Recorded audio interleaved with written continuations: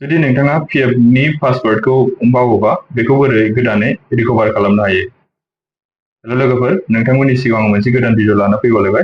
बे भिडिअआनो जादों जुदि नोंथाङा PF नि पासवर्डखौ बावोबा बे PF नि पासवर्डखौ नों गोदानै बोरै खालामनो हायो। आसा खालामो नोंथांमोना भिडिअखौ जोबजासिम नायजोबगोन होननानै।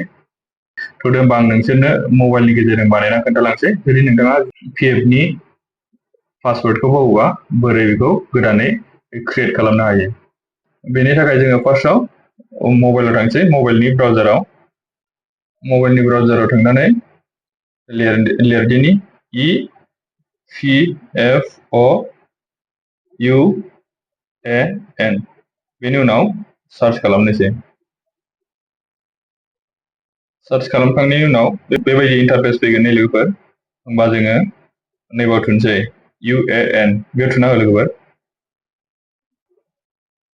बेनि उनाव नैबेबायदि गोदानै इन्टारफेस फैगोन लोगोफोर।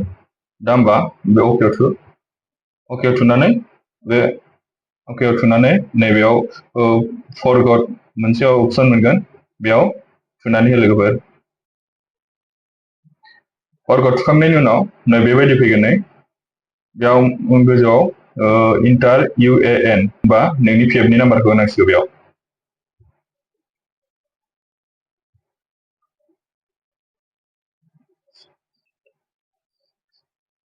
PF नाम्बार होखांनायनि उनाव इन्टार केप्चा, बेयाव केप्चाखौ होनानै होबानो जाबाय।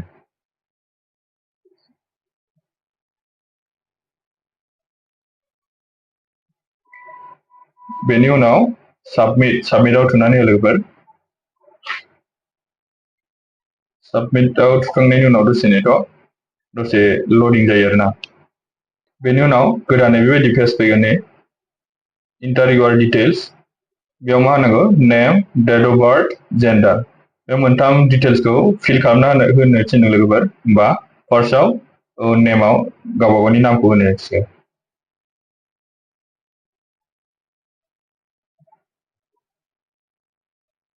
बेनि उनाव डेट अफ बार्थ, नोंनि डेट अफ बार्थखौ हो।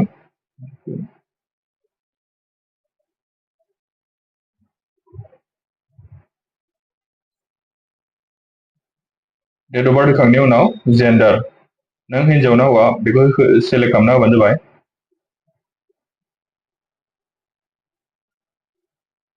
बेनि उनाव भेरिफाइ दं, बेयाव भेरिफाइआव थुना हो लोगोफोर। बेनि उनाव गोदानै पेज फैबाय होमबा बेयाव भेलिडेटेसन, बेयाव केप्चा आरो आधार कार्डनि अपसन मोनसे फैबावबाय। होमबा बेयाव केप्चा होना हो।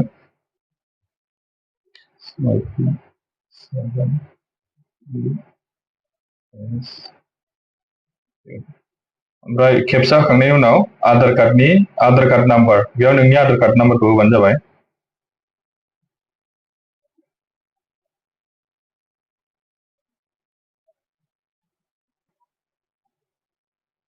आधार कार्ड नाम्बार होखांनायनि उनाव नैबाव मोनसे बक्स फिसा नुगोन, बे बक्सआव टिक मार्क होना हो।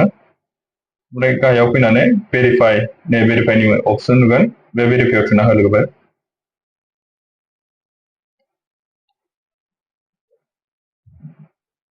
भेरिफाइआव थुखांनायनि उनाव नैबायदि गोदानै पेज मोनसे फैबावबाय। होमबा बेयाव मा इन्टार इउर डिटेल्स, बेखौथ' आं दहायनो फिल खालामखादों।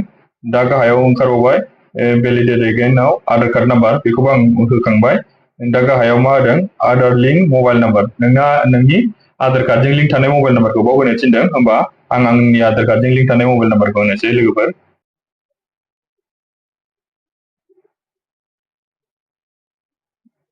बेयाव होखांनायनि उनाव बेयाव बक्स फिसा नुगोन बेयाव टिक मार्क खालामना हो लोगोफोर।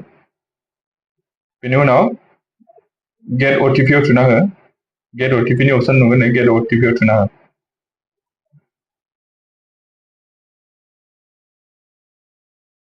अटिपि फैबाय ओमफ्राय बेनि उनाव बाव नुबावगोन मोनसे केप्चाखौ होना ला लोगोफोर।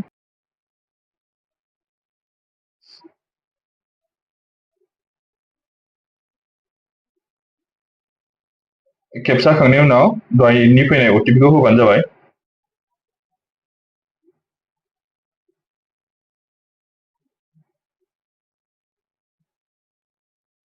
बेनि उनाव भेरिफाइआव थुना हो लोगोफोर।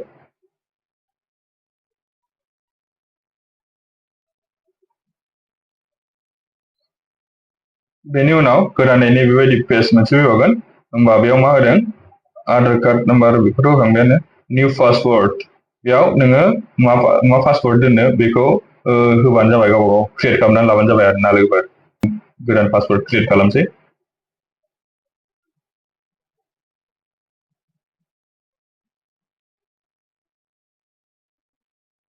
निउ पासवर्ड होखांनायनि उनाव साबमिटआव थुबानो जाबाय। निउ पासवर्डखौ माने निउ पासवर्डखौ होदो, बेनि उनाव आरोबाव बे सेम पासवर्डखौनो कनफार्म पासवर्ड बेयाव होबावबानो जाबाय।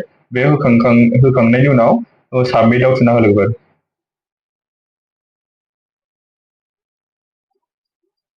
आंनाव मेसेज मोनसे फैबाय नै,